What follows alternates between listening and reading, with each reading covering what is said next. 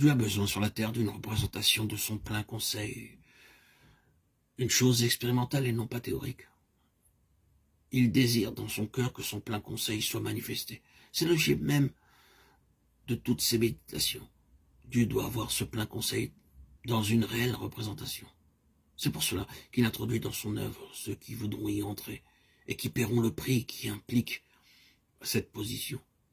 En premier lieu, ils le satisferont et deuxièmement, ils le serviront dans ce dessein.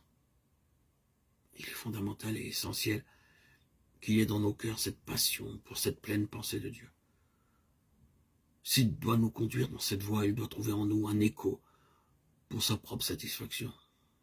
Toutefois, dans sa manière d'agir envers nous, il peut aussi nous conduire à travers des voies qu'il permet, c'est-à-dire des voies qui sont moins élevées que sa pleine et ultime pensée, nous concernant, mais cependant à travers lesquelles il nous conduira par sa volonté permissive.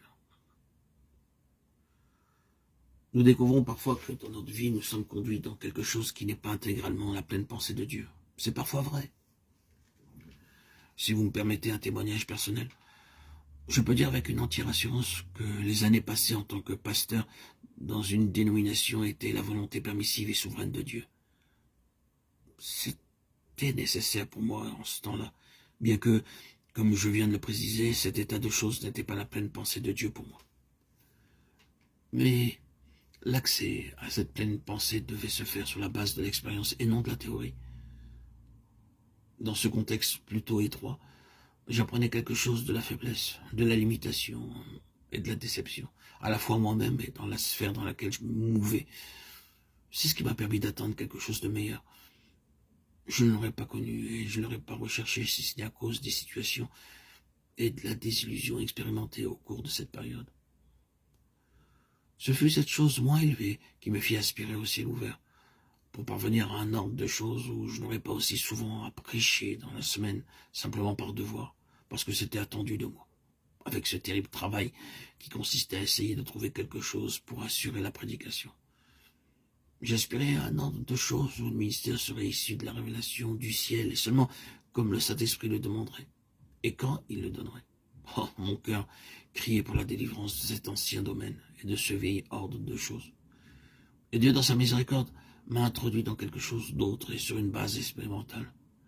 Oui, Dieu, dans sa souveraine et permissive volonté, nous conduit dans certaines situations qui ne sont pas du tout sa pleine pensée afin que notre nouvelle position soit fondée sur une réelle expérience spirituelle et non sur une doctrine ou une théorie que nous avons acceptée ou qui nous a été imposée. Il y a des multitudes de chrétiens aujourd'hui qui sont dans des positions doctrinales et qui ne connaissent rien expérimentalement. Ils ont accepté une tradition, un système d'enseignement. Ils sont dans cela. Ils croient en cela. Mais ils ne connaissent rien de tout cela dans leur propre expérience. Ce n'est pas la manière d'agir de Dieu.